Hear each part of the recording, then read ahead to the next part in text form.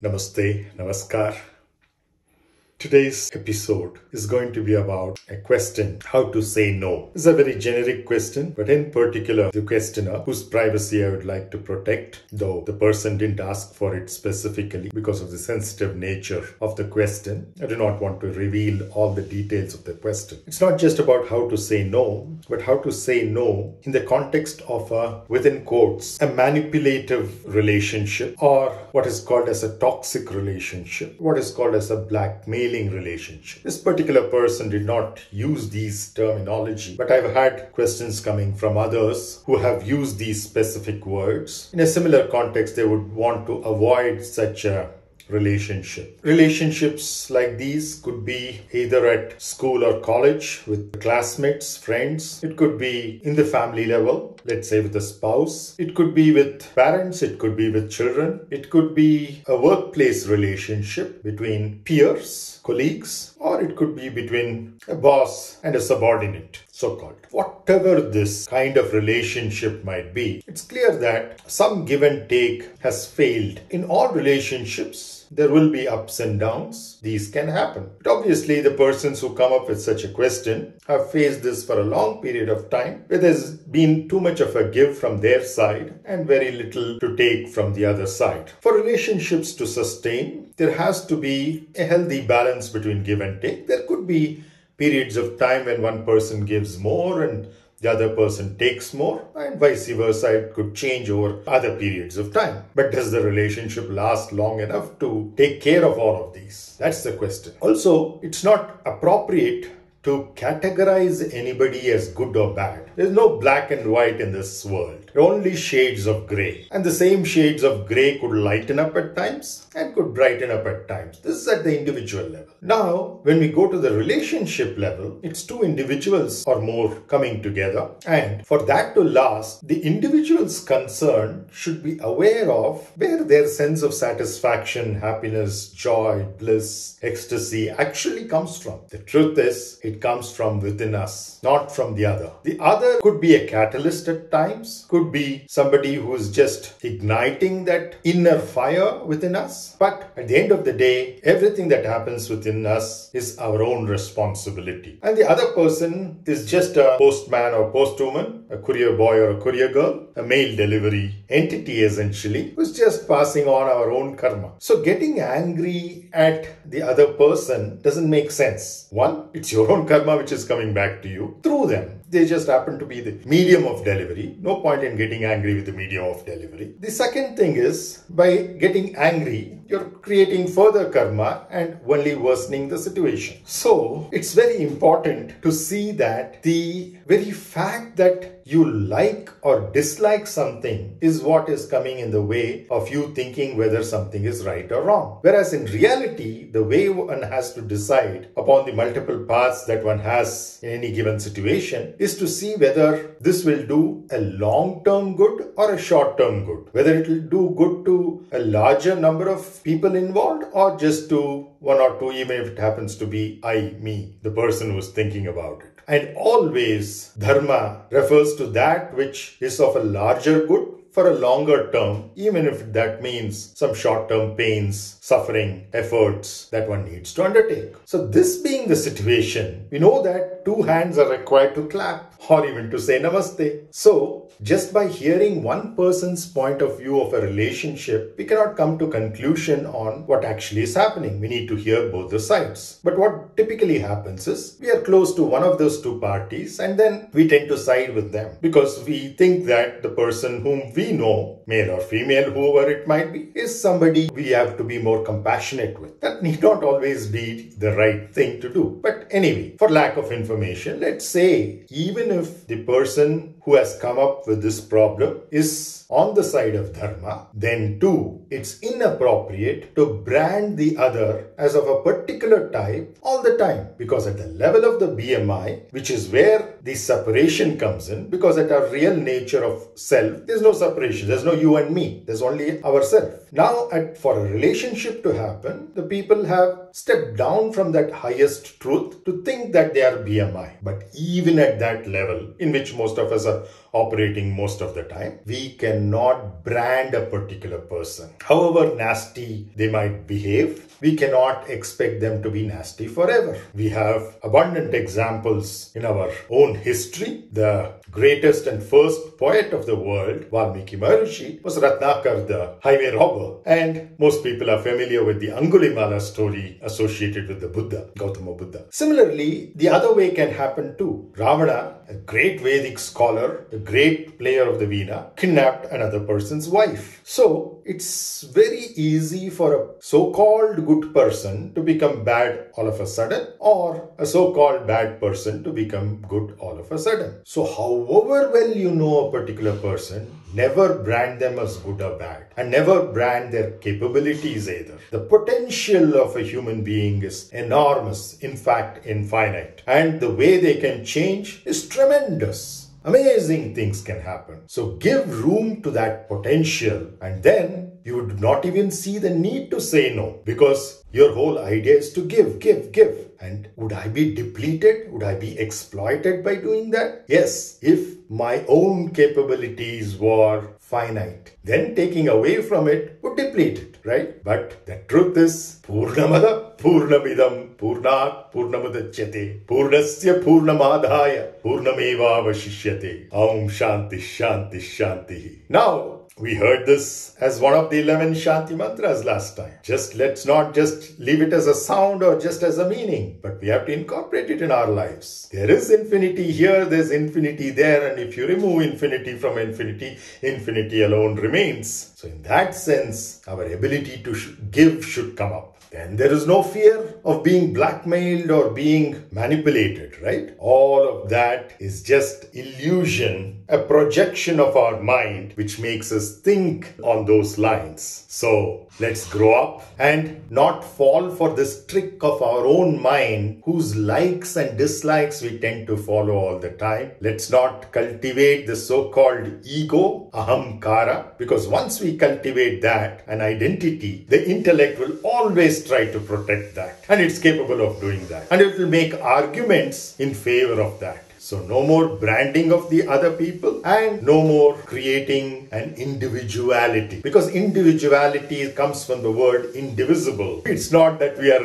indivisible. The only thing that is indivisible is the entire cosmos. When we are thinking of ourselves as indivisible, we are part of the cosmos. We already divided ourselves from the cosmos. That's not right. So, as difficult as this might seem, or even harsh, being a close friend of the people who have asked these questions, I have to tell the truth. And that truth is the fact that none of us are individual. Only the cosmos is individual, and none of our likes and dislikes, our prejudices and our evaluations of others can be sustainable. No, things change. Change is the only constant as far as BMIs are concerned. Whether it's my BMI, your BMI, or the person's BMI whose relationship you're suspecting, right? Or even the so-called pawns that might be used in this relationship in terms of trading back and forth. No, nobody is a pawn. Not even our own students, not even our own children. They're all based on their own karmas as far as their BMIs are concerned, and as far as their real nature is concerned, they are the same as us. So as long as we have not recognized our true nature as the Atman, Parabrahman, in which case they are us and we are them, there's absolutely no point in taking on the higher step of being judgmental. Does this mean we don't learn from past incidents? No, not at all. We do need to learn from past incidents, but still give no room to fear, because it's the attachment in the name of love of Dhritarashtra for Duryodhana that caused massive destruction of not only the entire Kaurava race, but also of Duryodhana himself and Dhritarashtra himself. Let's not forget those historical aspects. Apart from our own personal histories, there are so many things that we can learn from the mistakes of others. We don't need to commit those same mistakes in order to understand how horrible they can be for our families, our workplaces, our institutions, our society, our nation, and the whole world and cosmos. Yes, sometimes we do need to say no, and we could say no without fear or favor, depending upon the choices, as I said, which should always be based on long-term good for a larger good, means for many more people, many more lives involved. And in making all these decisions, the one thing that comes to mind is obstacles. What is considered as an obstacle? What is not? And when to have obstacles, when not to have, and how to get past obstacles. And for all that is one and only one technique which has worked from times immemorial almost perfectly, depending upon how it's been implemented, of course. If it's been implemented in the right spirit, there's no way it could fail. And that's the principle of our Mooladhara chakras, Ganapati. Om Namaste Ganapataye. That's what is a sentence with which, after the Shanti mantra, the gaṇapatyatharvaśīrṣopaniṣad starts with. Enjoy. Om Bhadram Karnebhihi Shrunuyama Devaah Bhadram Pashyem Bhakshabhiryajatra Thirairangaistushtabhagum Sasthanubhihim Yashema Devahitam Yadayuhum Swastinha Indra Bhradashrabha Swastinah Bhusha Bhishvavedha Swastinhastaksho Adishtanimihim Swastinha Brahaspatirdhadatu Om Shanti Shanti Shanti Om Namaste Gaṇapataye Tvameva pratyaksham tattvamasi Tvameva kevalam kartasi Tvameva kevalam dartasi Tvameva kevalam hartasi Tvameva sarvam khalvidam brahmasi Tvam sakshadatmasi nityam pratam bhajmi Satyam bhajmi avatvam vam avabhaktaram avashrotaram avadhataram avadhotaram avanucharam avashishyam avapashchatatam avapurastatatam avotharatatam avadakhinatatam avachodbhatatam avadharatatam sadvato mam pahi pahi sambhantat tvam vanmayastvam chinbhayaham tvamanandamayastvam brahmamayaham tvam satchidanandadvitiyasi tvam pratyaksham brahmasi tvam jnanamayo vijnanamayasi sarvam jagadidam jayate sarvam jagadidam tvattastishtati sarvam jagadidam tvailayameshyati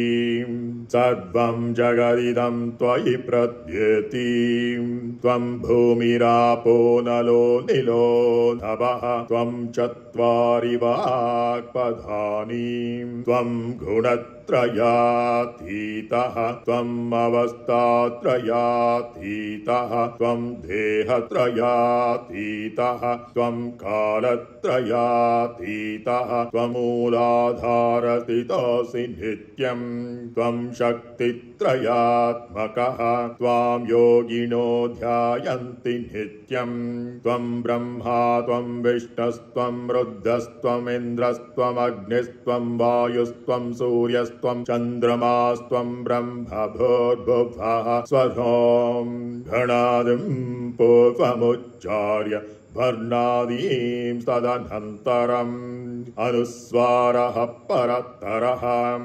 addendulasitam tarena ruddham etatvam anuswara rupam gakaraha purva rupam akaro madhyama rupam अनुस्वारश्चान्त्यरूपम् बिन्दुरुत्तररूपम् नादः सन्धानम् सगुंहिता सन्धिः सैषा गणेशविद्याम् गणक ऋषिः नित्युद्गायत्री छन्दः गणपतिर्देवताम्